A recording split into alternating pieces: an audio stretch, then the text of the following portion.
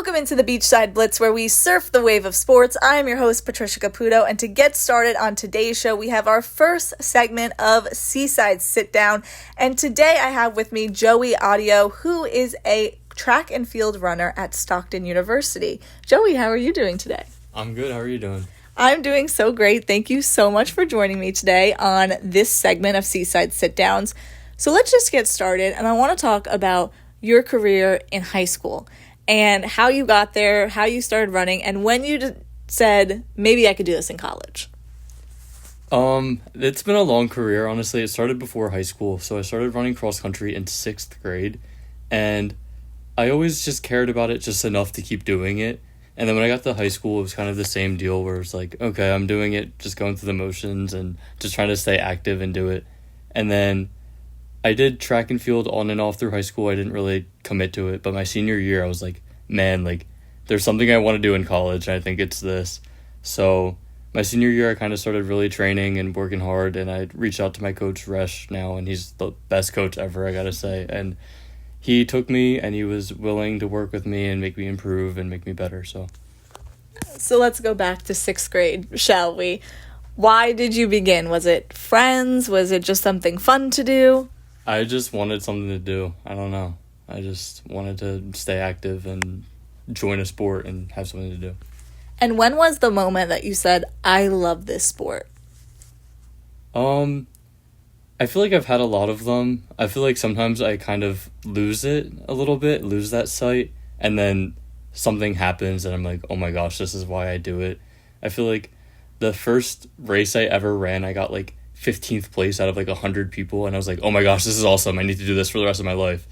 And so I feel like it's always just moments like those where it's like you overcome something or you have a small win, and then it's like other times it's like the friends you make and the connections you make with that. So it kind of depends on how you're feeling and where you're at.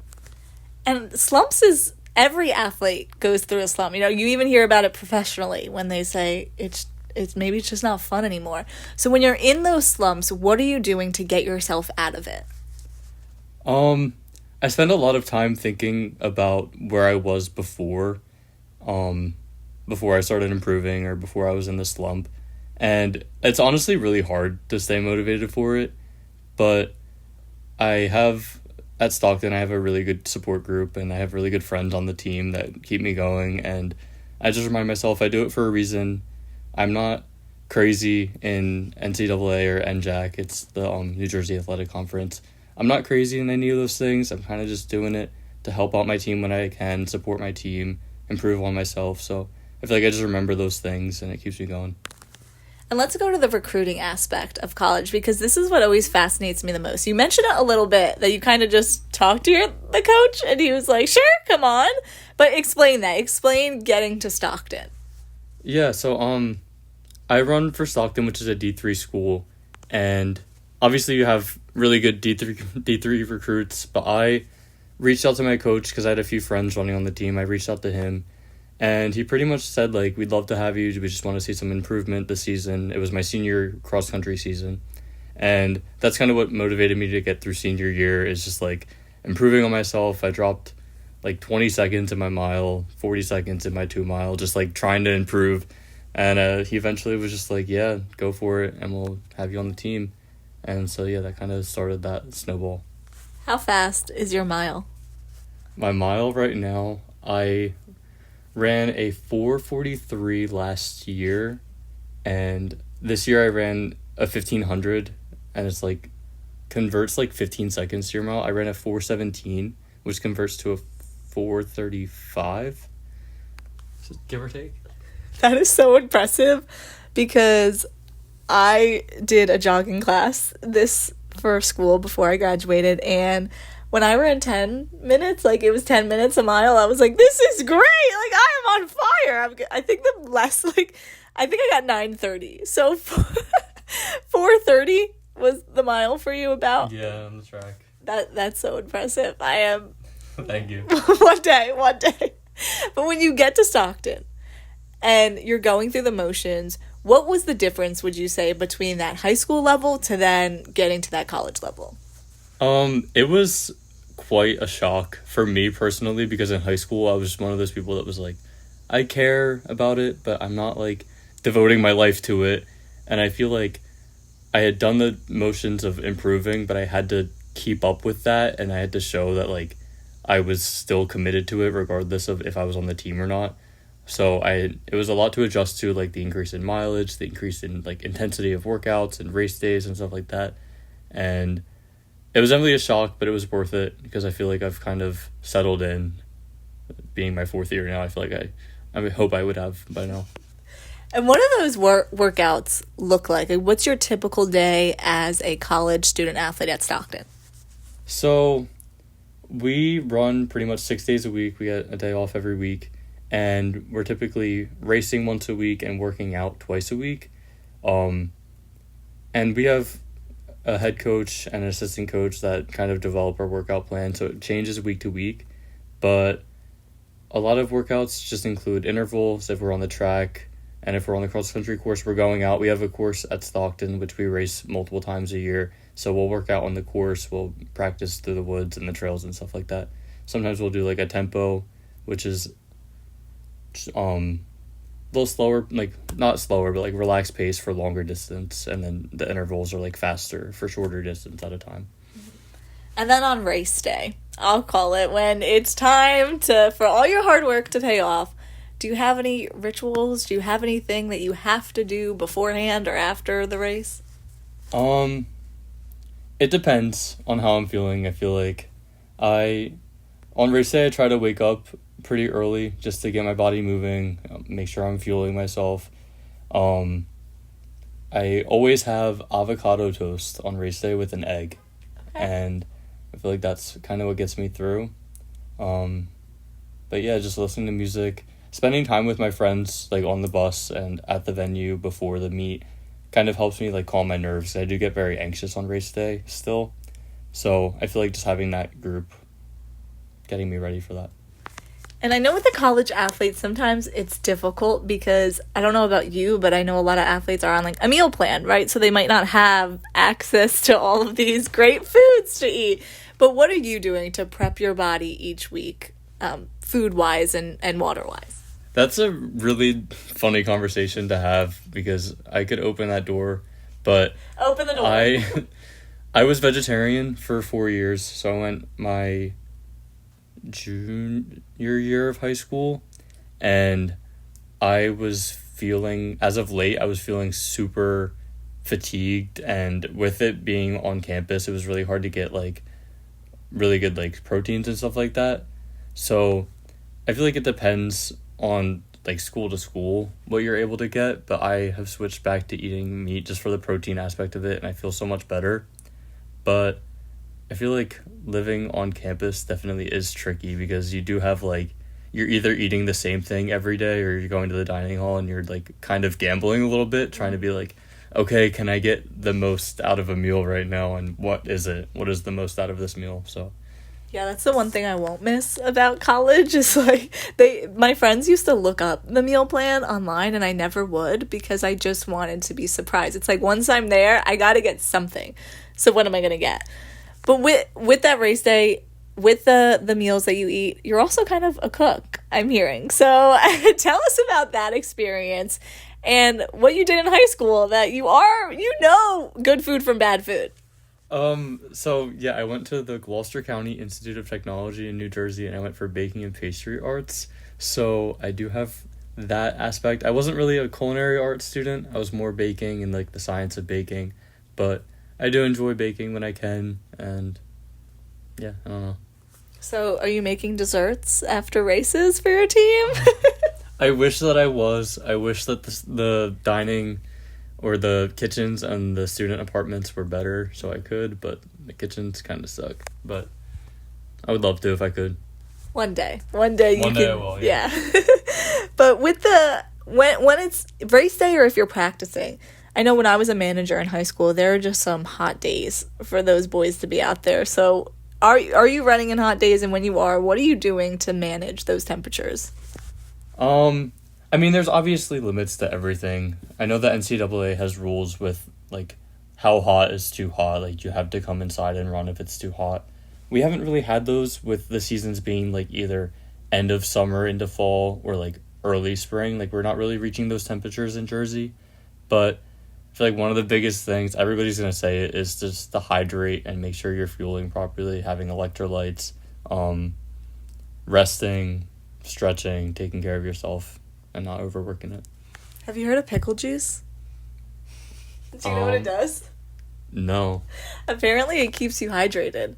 I believe one year the Cowboys played the Eagles and it was really hot, and I'm pretty sure the Eagles destroyed the Cowboys because they had pickle juice on the sidelines and the Cowboys didn't. That's insane. I feel like it would dehydrate you. It's like so acidic and salty. That's crazy. You would think, but I remember the day before my race was my 5K for my jogging final, so that's probably the only race I'll ever do. But the day before my race, my 3.1 mile intense race, I was looking for pickles.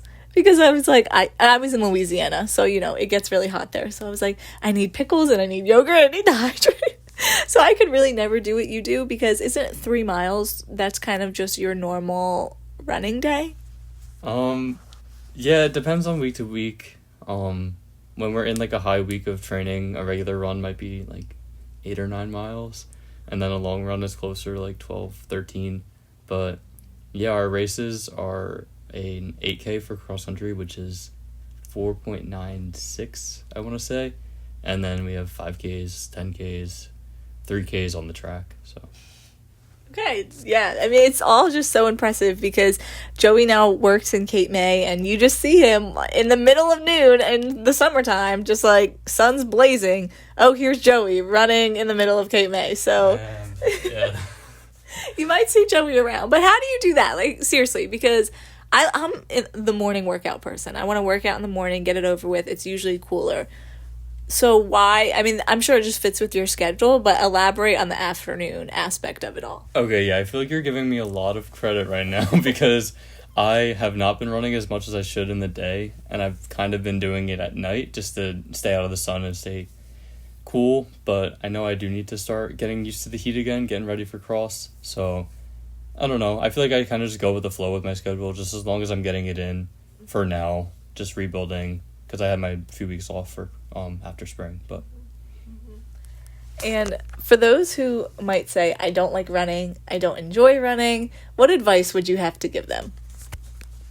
I don't know. I've talked to a lot of people about this lately, about like just wanting to get in shape and they don't know where to start. And honestly, just like the biggest step is getting out there. I've been doing it for so long, and every time I have like a week or two where I'm away, it's always the first few days that are like, oh my God, I never want to do that again.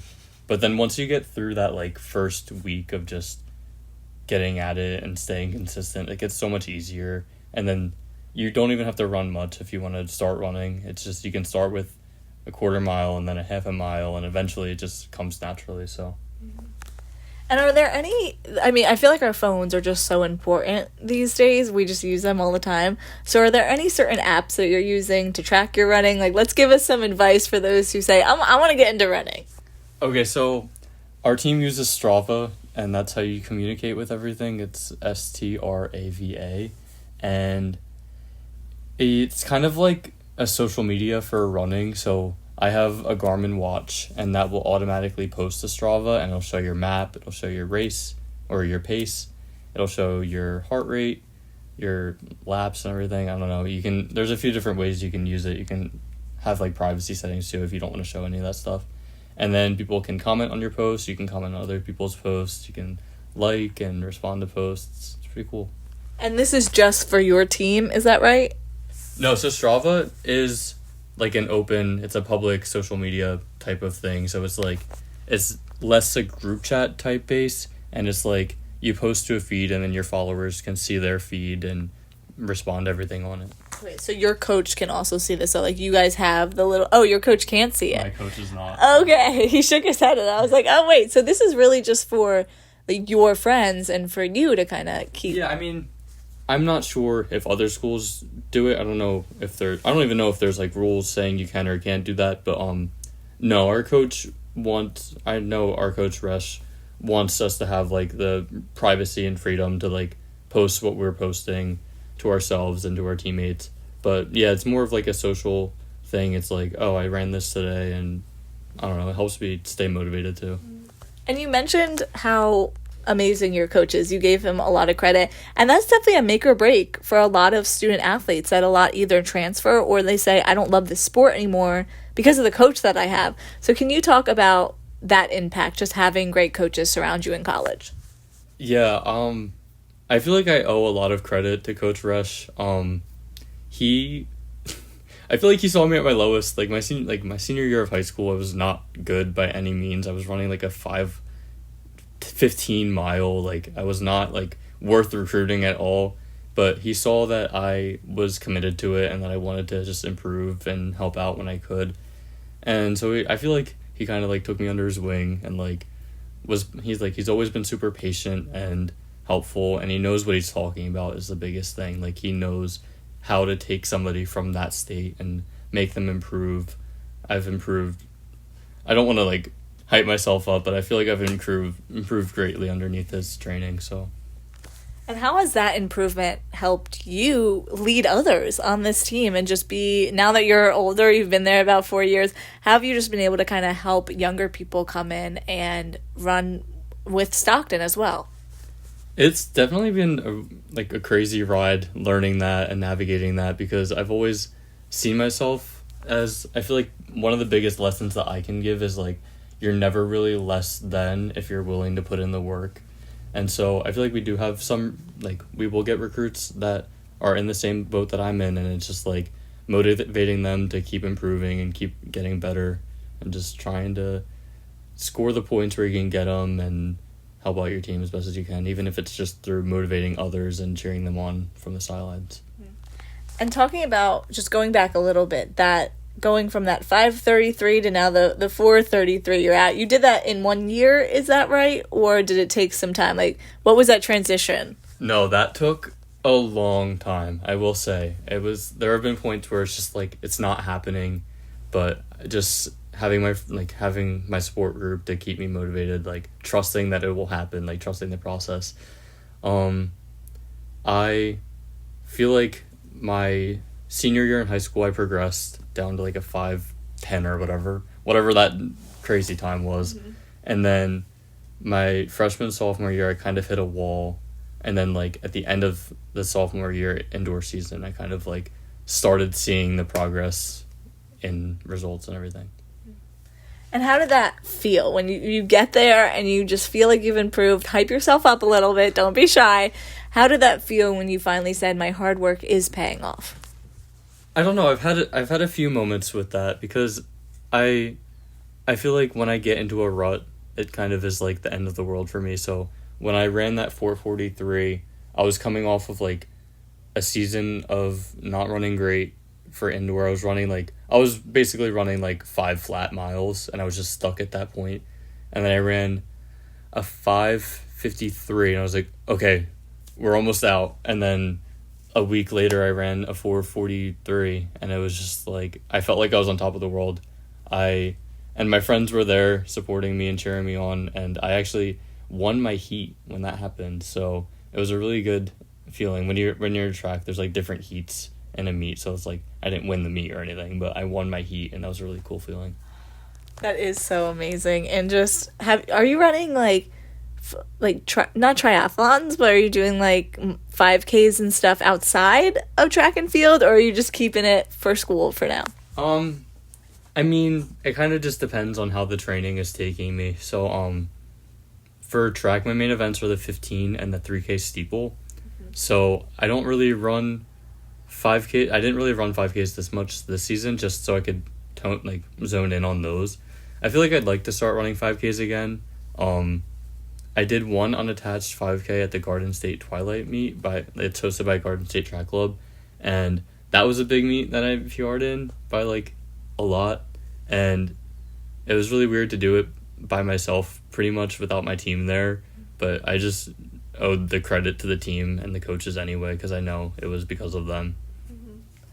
And this is your last year running track, is that right, or do you have one more year after this? No, I'm going into my senior year at Stockton, so this is this is going to be it. But I do think you mentioned triathlons. I think that's where I'm heading. I think I'm going to go into triathlons and try to stay fit that way. That's what I was going to ask after. I was going to say, so where is running for you after this? Not to look ahead, enjoy your senior season, but just where are you going after this with running? I don't know. I feel like I've mentioned before, like I'm not going to be a pro at running. I just want to keep doing it for the love of the sport. And I've always been a big fan of swimming, but I never really got into it. We had to do swim for gym class at GCIT. So all those 4 years ago, I had to swim for gym class. So I feel like I have kind of that background where it's like if I were to train, I could pick it up. And I feel like I would love to do Escape the Cape triathlon where you go out on the ferry. I would love to do that. I just need to spend senior year focusing on track before I can start adding the biking and swimming into it. So That's going to be a next year or the year after type of thing. In June, I interviewed Colin Hasse, and he got first in his age group. You're 20, 21? You're 21? Yeah, I'm also 20, or now I'm 22, but he's the same age as us. And he played soccer in PA at a school, and he was like, yeah, I would just go on the bike sometimes and then run. And he's like, I didn't really train that much, but then I knew I was going to win. And I feel like that could be you too, where you're like, you guys just train so much already that you'd be like, it wasn't that bad at all. So he loved it. So I definitely expect to see you out there next year. Yeah, I'm hoping all goes well, and I hope I can just start swimming and biking whenever that time comes. It'll happen. It'll be fine. You'll be fine. You know how to do all of it, right? I think it's 22 miles of swimming. Yeah. You'll be fine. I mean, yeah, I've definitely had patches of running where I'm like either injured or just lowering the workload and getting on the bike and just getting the miles in that way. Exactly. So you're ready. I have confidence in you. And just kind of a silly question to wrap things up. You're a man of many talents. Not to say I was stalking you, but I do my research when I have interviews coming up. So I see that you play guitar, you've gone snowboarding before. Just how do you blend all of these hobbies into your daily life? I don't know. I feel like when you're doing so much in school, I feel like in school there's a lot you can do, and I feel like a big part of being able to do those things is also finding things you can do on your own and enjoy. So I picked up guitar this past December. I started snowboarding a year, maybe 2 years ago. And I don't know, just making sure you can enjoy other things outside of the big things you're devoted to. Well, Joey, thank you so much for joining me on today's segment of the Seaside Sit Downs. I really appreciate it, and we wish you all the best in your career. Thank you. I enjoyed the interview. And that has been the Seaside Sit Downs with Joey Addeo, a college track runner for Stockton University. And we will be right back after this commercial break on the Beachside Blitz.